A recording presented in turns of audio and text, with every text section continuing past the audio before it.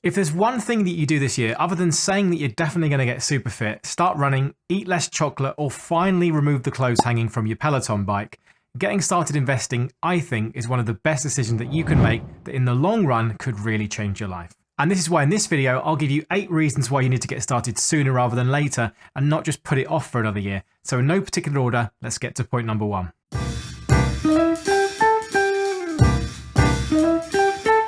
Yes, you are reading that right, and you're probably thinking, how can it always be a good time to start investing? We've just seen the stock market have a really bad year, inflation's out of control, and members of parliament are doing reality TV shows in the jungle. Politicians can show that we're human beings. And while all of that might be true, it really doesn't matter if you start today, next week, or next year, although don't keep putting it off, otherwise you'll never do it. You see, here's the secret to making money with investing, and it all comes down to 2 little things. But don't just take my word for it. Listen to one of the best investors of all time explain it for you. The best single thing you could have done on March 11th, 1942, when I bought my first stock, was just buy an index fund and never look at a headline, never think about stocks anymore, just like you would do if you bought a farm. What Warren Buffett is saying here is that if most of us just stick to regularly investing into index funds over the long term, we'll do a lot better than almost everyone else out there in the stock market, especially the professionals. And because we do it consistently over many years, it really doesn't matter if we start now. The idea with long-term investing is that we keep buying during the lows and the highs, we end up with that average price. However, while average might sound bad, as the market increases in value over time, we'll actually have a cost that's much lower than what the market is actually worth. Looking back at history, we can see that if we invest for many years, we increase our chances of making money, and even if we had the worst timing, we can still make money. As you can see on screen here, for investors who stick at this for 15 years or even 20 years, there's yet to be a time when you could lose money. Just be warned though, nobody knows the future, but investing regularly over a long period of time is one of the best strategies that we have. So what are you waiting for already? Get investing.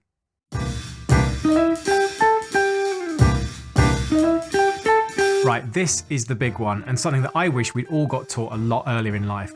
Unless we beat inflation, we'll actually be losing money.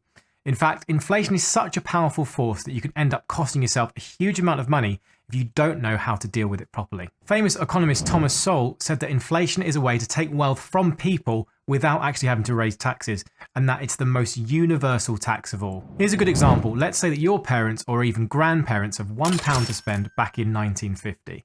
It doesn't sound like a lot, but actually, if we adjust for inflation, that single pound back then would need to be around £40 to have the same buying power this year. So in order to make sure that our money grows, we have to invest it into something that's going to go up in value higher than inflation. Otherwise, if we just match it or fall below, we end up actually losing money. Now, the big question is, what do you invest in that has a good chance of growing faster than inflation? Well, the answer lies in the stock market, and here's the data to back it up. On screen now is 200 years worth of data that compares the returns of stocks, bonds, cash, and commodities. The percentages are the real return, so that's the actual return minus inflation. Anything you see with a negative value is going to lose its money, unfortunately. Now, although we can speak loads about this data, the main takeaway for this point is that over every long-term time period, stocks have outperformed other things that you can invest in, and they've beaten inflation along the way. Over the last 200 years, which is a pretty unrealistic time horizon, stocks have averaged 6.66% returns above inflation. It's not bad.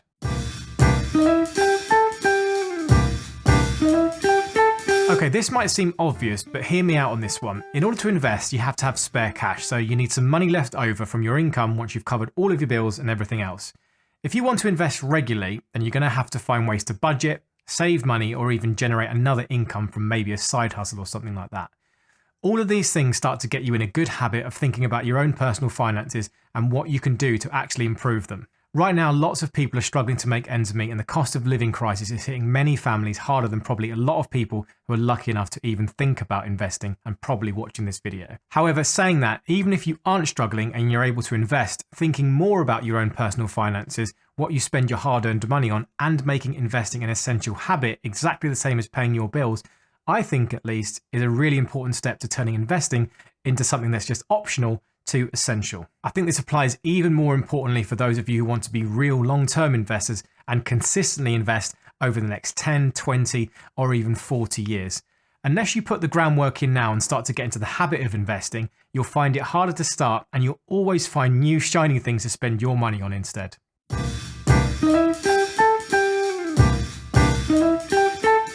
Yep, it's right. If you've not heard about compound interest and you're an investor, this reason should give you the kick up the backside you need to get started investing today. As you'll know, if you've ever rolled up a snowball to start to make a snowman, the more that you roll that small ball of snow, the larger it gets.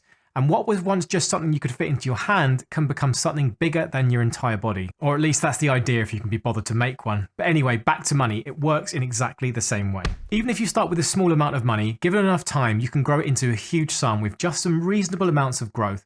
I always bring out these kinds of examples if you watched my videos before, but it's still great every time as a reminder what's possible in the world of investing. If we invest £200 a month or dollars, whatever currency you want, it doesn't really matter. And we do this for 30 years at a rate of say 10%, also allowing a little bit for inflation, so we'll increase our investment by 3% a year. We end up with, any guesses?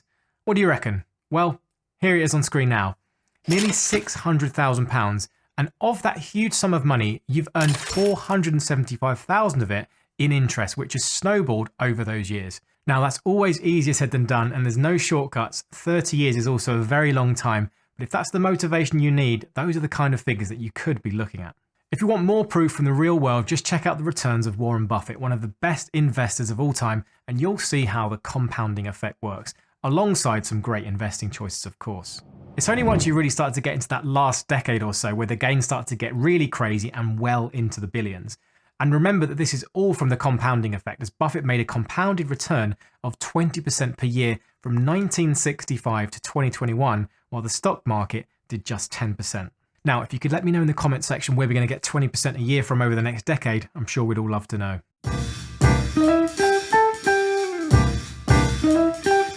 So apparently, good things come to those who wait, and for us investors, I don't think that you could be living in a better time when it comes to actually getting invested and making your first investment. It's literally a matter of creating an account, depositing some cash, and then pressing the order button, and all of it can be done from your smartphone. Gone are the days of calling up a broker who wants $50 commission every time you make a trade and will try and sell you on that latest hot stock that apparently is going to change the world. We're also now spoiled by commission-free platforms and very low-cost ones with plenty of exchange-traded funds and passive index funds that won't suck every penny out of our returns. But just as a word of caution though, as easy as it is to trade and invest these days, it also means that it's really easy to tinker around and get into trouble really easily. So make sure you stick with the plan, seek professional help if you need to, and also make sure that any platform or app that you use is properly regulated in the country that you're in. So for us here in the UK, make sure that they're FCA regulated and part of the Financial Services Compensation Scheme, so that in the event of anything happening on the platform, your investments are protected and not held in any shady company based in the Bahamas. Isn't that right, Sam? Also, if you are looking for platforms to get started investing, I always have the latest offers in the description below for any that I recommend, and you can even get some free cash or shares to get you started. Now also look out for an updated video soon next year when I review all of the platforms again, especially for us here in the UK.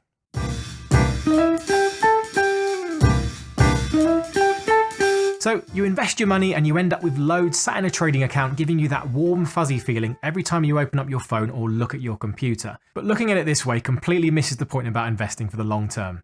It's not all about how much we can make and how many millions we can stash away. It's all about what the money can do for us and making sure that we've got some kind of goal in mind. I always think investing is like getting yourself fit and staying healthy. It's hard to get started. You don't always want to go out for a run in the rain. And those donuts from Krispy Kreme just look so damn good, don't they? And you can't help yourself from just having more than one. Unless you're motivated to do it and have a real reason why, it's easy to give up and stop doing it. I think you've got to see money as the tool to be able to really give you the options to really do what you want in life. And it could be anything from paying for a car, getting on the housing ladder, helping out your kids with going to university, or even allowing yourself to retire a few years earlier from work. Whatever it is, if you do invest for the long run, you'll have all of these options open to you, which might not look possible at first, but over time, they'll look a lot more realistic. So just before you do get started investing, maybe don't look at a screen with dollar signs in your eyes. Think about what you might actually do with the money and what it will mean. I think there are some personal finance channels out there that completely miss the point, and for them, it's all just about the money to the point where I think that they're missing out on their lives. So don't make that same mistake. Start with a goal in mind first and then go for it.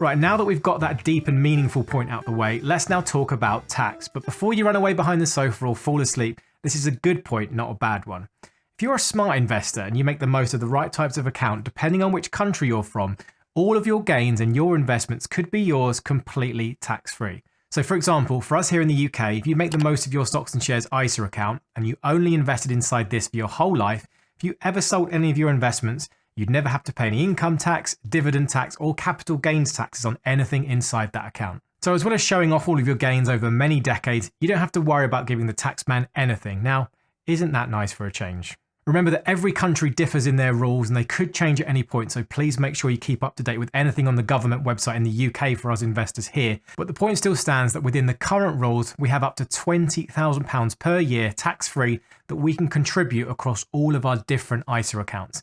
And if we only use a stocks and shares ISA because we don't need the others, that's a huge amount of money that very few people will ever have to go above. So there's no excuses for not keeping all of your gains to yourself. And on that note, that does remind me that I need to sort out my own accounts over the next year or two. So stay tuned for all of those in my monthly portfolio updates. And there's a link to all of those in the description of my videos, always on all of my latest moves.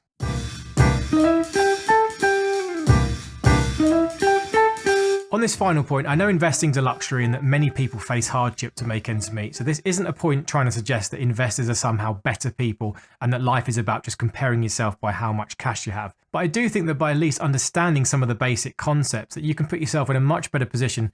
And let me show you why I think it's actually an interesting point. If you look at the stats for how many UK adults are using different ISA accounts, I think it's interesting that quite a lot of people are happy to use a cash ISA and understand the concept of saving. In fact, the latest figures we have show that more than twice the number of people have cash ISAs that have stocks and shares ISAs. Now, I'm sure some of them have both kinds of accounts too, but I think the point stands that we can take away is that many of these people using something like a cash ISA could invest. They just think it's either too complicated, too risky, or more like gambling than the comfort of knowing that they can get a couple of % from their savings account. Now, fair enough, you shouldn't be invested if it is for the short term, and there are lots of reasons you might want to keep cash aside, especially for an emergency fund.